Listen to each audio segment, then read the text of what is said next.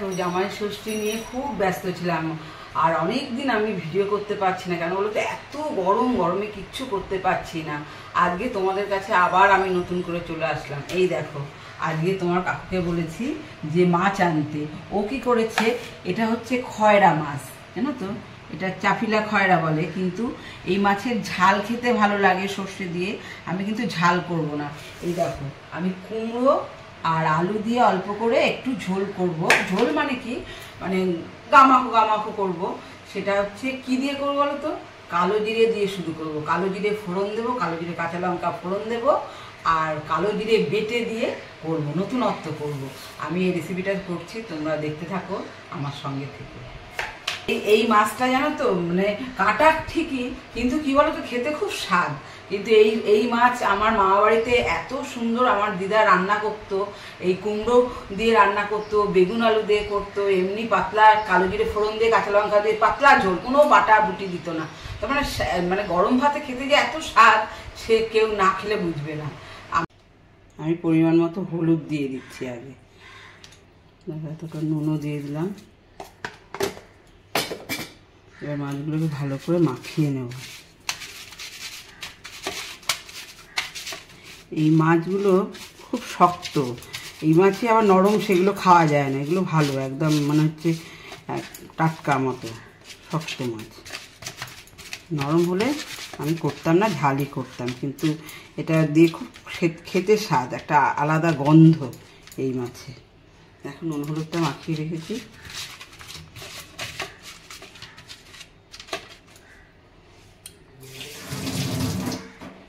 এখন গ্যাসটা জ্বালছি, কড়াটা বসিয়ে দিলাম। এই যে কড়াটা গরম হোক, আমি পরিমাণ মতো একটু তেল দিয়ে দিচ্ছি, কেননা মাছটা তো ভাজা হবে। এই যে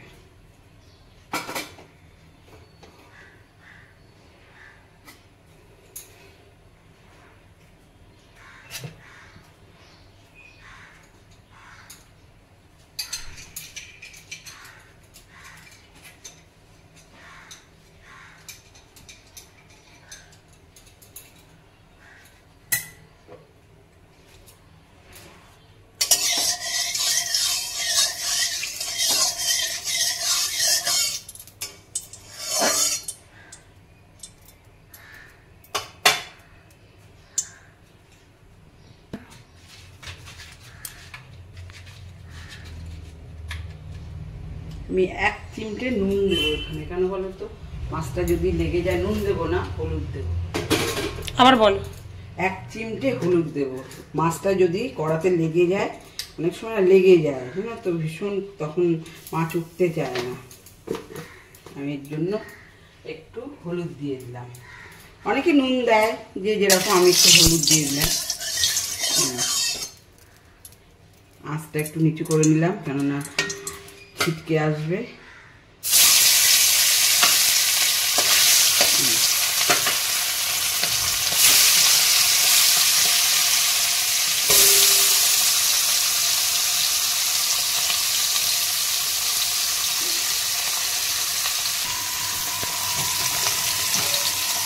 মাছটা ভাজছি তো, একটা আলাদাই সেন্ট বেরোচ্ছে, জানো, একদম ইলিশ মাছের মতো আলাদা সেন্ট।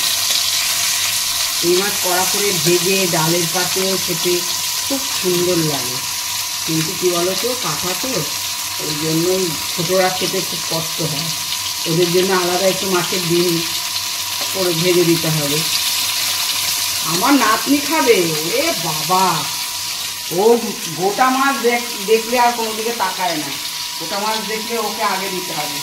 সব কিছু, প্রত্যেকটা জিনিসে ওর একদম পরিপাটি চাই। তুমি খাচ্ছ, আমি খাচ্ছি, কাটা জিনিস হয়তো দেবো না, ও তাকিয়ে থাকবে। হাসিও পায়, খেতে পারো না পারো, পাতে নেবে একদম। আমার নাতি নেবে না, নাতি একদম নেবে না। ও হয়েছে আমার ছেলের মতো। আমার ছেলে কাটা বলো যাই বলো, মুখে যদি একটু টেস্ট লাগে না, ও একদম খাবে। কেন বলো তো, আর আমাদের এখন বয়স হয়েছে, আমরা কাটা জিনিসটাও খেতে ভয় করে। দাঁতে মানে ভেতরে ঢুকে যায়, এ হয়, গলায়, আমার কাকু তো খাবেই না, ও আমাদের এনে দিয়েছে, খাবে না, ওকেও মাছের ডিম ভেজে দেবো। দেখো এই দেখো আমি এখন দেখাবো।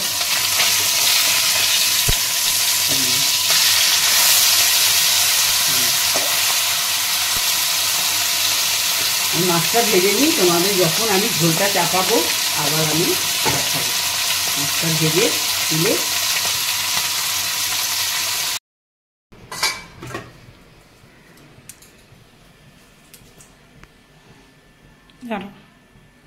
বলো। এই দেখো আমার পুরো মাছটা ভাজা গেছে, 5টা মাছ আমি ভেজে নিয়েছি। এবার আমি কড়াতে তেল দেবো, তারা কড়াতে তেল দেবো।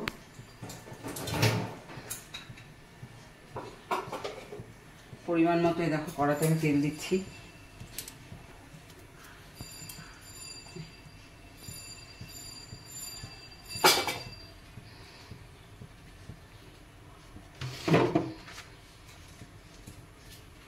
এতে এবার তেলটা গরম হয়ে গেল। মাছটা ভাজতে বেশি তেলই লেগেছে, কেননা মাছটা একটু কড়া করে না ভাজলে খুলে খুলে যাবে, যার জন্য মাছটায় ভালো করে ভেজে নিয়ে এই দেখো এবারে দেখো আমি এতটা পরিমাণে কালো জিরে দিয়ে দিচ্ছি। এই যে কালো জিরেটা দিয়ে যে আনাজটা দেবো আমি, এই যে দেখো আলু, একটু আলুটা আগে দেবো, কেন বলো তো আলুটা ভীষণ শক্ত থাকে এখনকার আলু। আমি এই যে আলুটা দিয়ে দিলাম। আলুটা একটু ভাজা হয়ে গেলে কুমড়োটা দেবো, বেশি আলু দিইনি। আলুটা ভাজা হয়ে যাক, আলুটা ভাজা হলে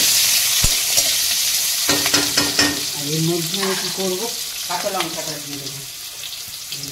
আমি 3-4টে কাঁচা লঙ্কা চিড়ে রেখেছিলাম। একটু একটু ঝাল না হলে ভালো লাগবে না, হ্যাঁ কুমড়ো আছে তো ওই জন্য একটু ঝাল দিতে হবে। এবার আমি এটা ছেড়ে দেবো।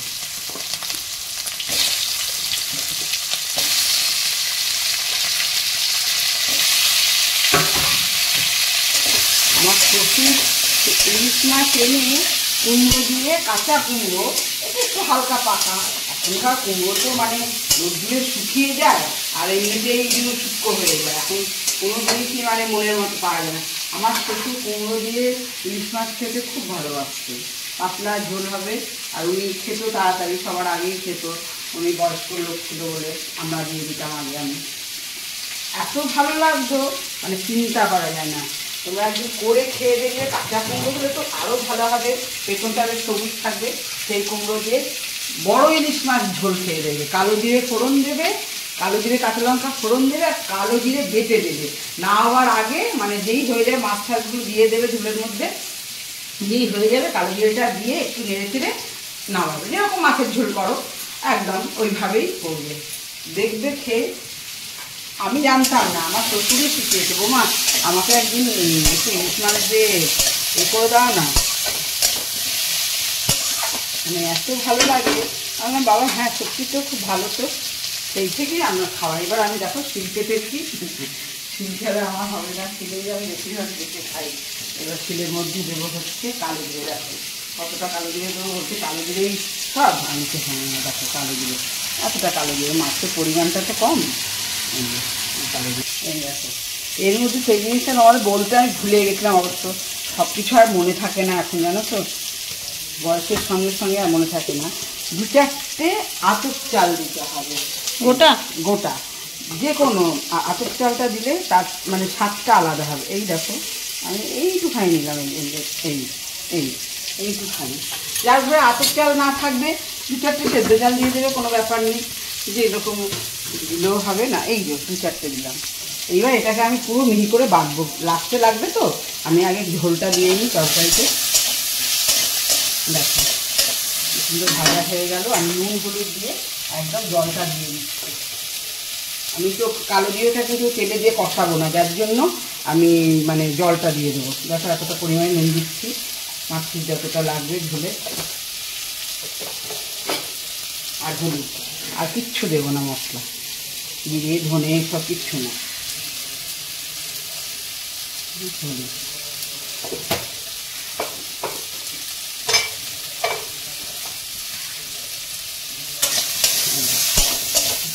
নুন হলুদটা মিশে গেল আনাজটার সঙ্গে। এইবার আমি জল দিয়ে দেবো, পরিমাণ মতো জল দেবো। তারা ঝোল থাকবে তো আরেকটু আমার জল লাগবে।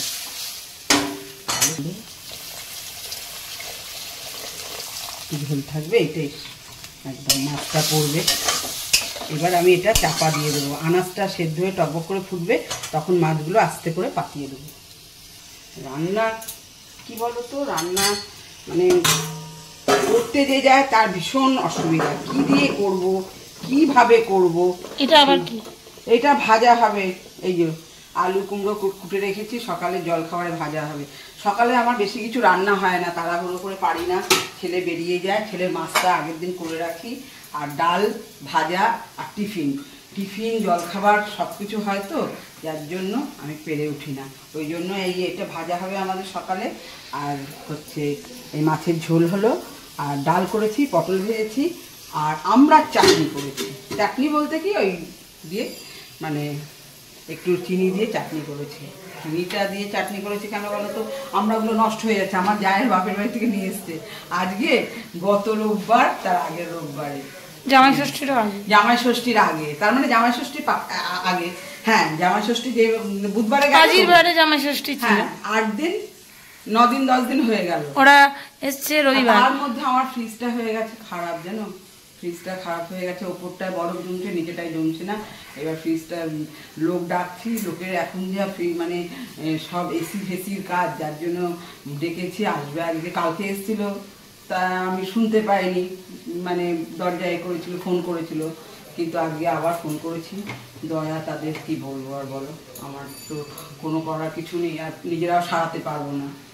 ফ্রিজটা সারিয়ে তারপরে, নাহলে আমার আনাজ মাছ আমার ছেলে জামাই ষষ্ঠীর আগের রোববারে করে দিয়ে গেছিলো, বুধবারে জামাই ষষ্ঠী গেছে, রবিবারে মাছ এনে দিয়ে গেছিলো, সেই ইলিশ মাছ দেখবে, চলো এই দেখো তোমাদের মাছের এটা তো পর্বটা দেখিয়েছি, সেই ইলিশ মাছ এই দেখো।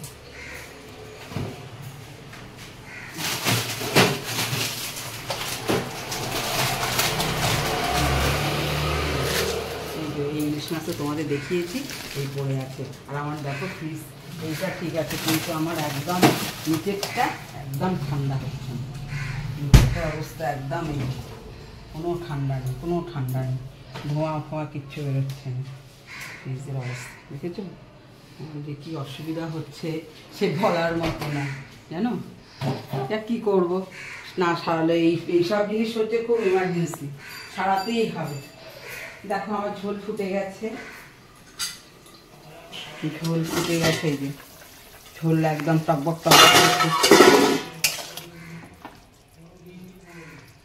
কুমড়োটা একটু সেদ্ধ হয়ে গেছে, আলু নিয়ে চিন্তা, আলুটা একটু সেদ্ধ হয়েছে, মাছগুলো আস্তে আস্তে আমি কালো জিরেটা বেটে নেবো। এই দেখো মাছগুলো দিয়ে দিলাম,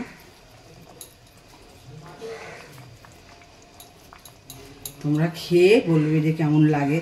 তারপরে আমি করছি তো আমি খাবোই, তোমরা খাবে, তোমরা তাহলে বুঝবে।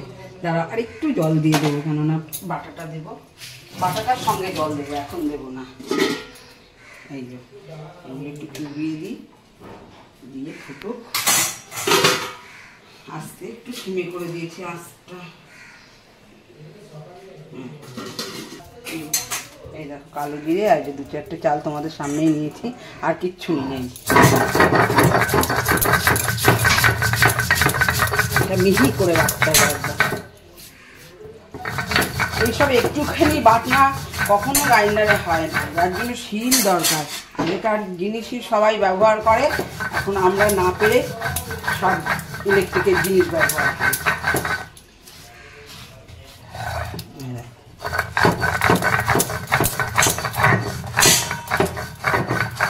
আমার শিলটা খুব বড়, জানো,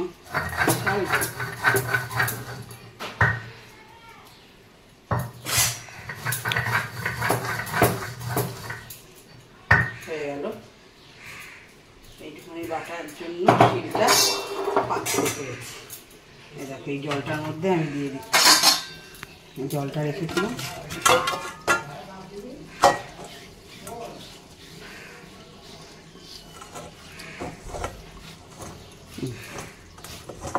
আর কিছু লাগবে না, যত ধুয়ে দেবে তত ইয়ে করতে হবে।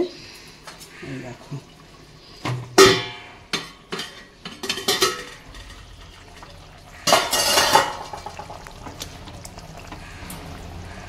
কুমড়োটাও সেদ্ধ হয়েছে, একটু পরে দেবো, আর একটু সেদ্ধ হবে। কেন বলো তো, আলুগুলো একদম সেদ্ধ হতে চায় না। আলু খাওয়ার সময় সবাই বলবে কি বলো তো, আলু সেদ্ধ হয়নি। আমি কি আলুর ভেতরে ঢুকে যাব? এই যে হয়েছে, এবার আমি এই যে এটা দিয়ে দেবো।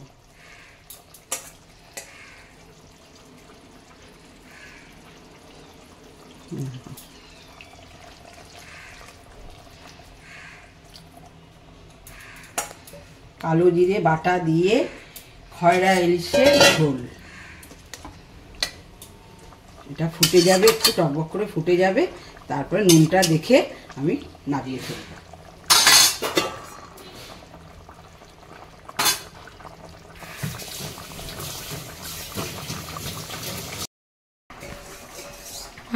আমার এগুলো মা ঠাকুমার কাছ থেকে, আমার ঠাকুমা তো যশোরের ছিল, যেহেতু ঠাকুমা খুব ভালো রান্না করতে পারতো না। আমার মা কিন্তু ঢাকার লোক। আমার মা এইসব মাছ বলো, যে কোনো জিনিস, প্রত্যেকটা রান্নার তার আলাদা স্বাদ। ঢাকার লোকের রান্না নিশ্চয়ই তোমরা শুনবে যে এত সুন্দর রান্না করে তারা। আমার মা করতো, আর আমরাও খেতাম তখন ছোটবেলায়। আজ থেকে আমি 42 বছর আগে বিয়ে হয়েছে, তখন খেয়েছি। আর এখন শহরে শহরে যাই, তখন বলি মায়ের কষ্টের জন্য বলি না না এটা রান্না করতে হবে না, ওইটা করো, ওইটা রান্না করতে হবে না, এটা করো।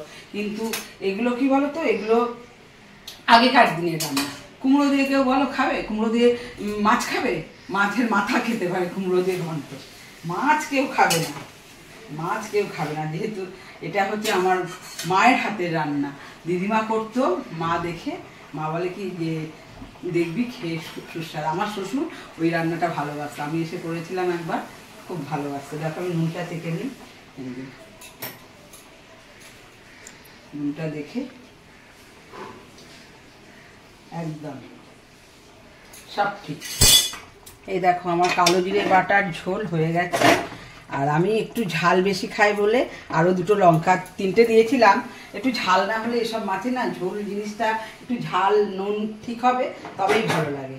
এই দেখো আমি একটু লঙ্কা দিয়ে দিয়েছি, যে যেরকম পরিমাণে ঝাল খাবে সে সেরকম।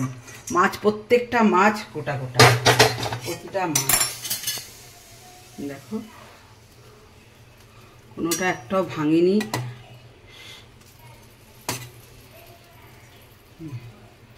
একটা মাছের মাথা বলো কিচ্ছু বলো ভাঙেনি। এই রেসিপিটা যদি তোমাদের ভালো লাগে তোমরা খাবে, আর বলবে কমেন্টস করে, অন্তত কমেন্টস করে বলবে যে কেমন হয়েছে। আর একটা লাইক দেবে, আর একটু শেয়ার করে দেবে। আমাদের চ্যানেলটাকে ভালোবেসে একটু শেয়ার করে দেবে। আজকে তোমার নাতনি যখন স্কুল থেকে আসবে বলবে এই মাছে প্রচুর কাঁটা, তুই খাস। ওরে বাবা, ও মানবেই না। 2 চোখ দিয়ে গঙ্গা যমুনা বয়ে যাবে। ও কিছু জানে না, কিছু না পেলে না টস্ট আমার মতো একটু, আমি একটু কাছে ভালোবাসি তো, আমার নাতনি আমার মতো নিয়ে হয়েছে। আমি অল্পতেই কেঁদে ফেলি, আমার চোখের জলের দাম নেই, জানো তো। ও তাই আমরা যদি বলি এটা কাটা, তুই খা, মাছের ডিম ভেজেছে, দেখো না ফার্স্টে একটু ঝগড়া করে নেবে, তোমার ছেলেকে খাওয়াও। হ্যাঁ শুধু এই দেখো ওদের জন্য মাছের ডিম কাটাপোনা ভেজেছি, কিন্তু কি বলতো ও গোটা মাছ দেখলে ওকে সামলানোই যায় না। রান্না বান্না সব করে নিয়েছি, এইবার নাতি তো স্কুলে গেছে, নাতিকে দেবো কি করে, নাতি তো খেয়েই চলে গেছে 10টার সময়। এবার নাতনি তো বাড়ি আছে, ও স্কুল থেকে চলে এসছে, ওকে সব কিছু দেখো সাজিয়ে গুছিয়ে দিয়েছি। এই দেখো এটা হচ্ছে ডাল, আমি যে আলু কুমড়ো দিয়ে এই মাছটা রান্না করেছি খয়রা ইলিশ সেইটা, আর এটা হচ্ছে চাটনি, পটল ভাজা, শাক, আর কুমড়ো আর আলু দিয়ে চিংড়ি মাছের মাথা দিয়ে ভাজা। সাদা ভাত তো আছেই, ভাত না হলে খাবে কি দিয়ে।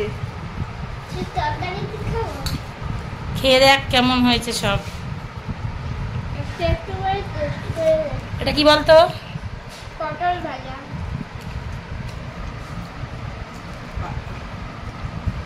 ডালটা চুমুক দেখে টেস্ট করছে।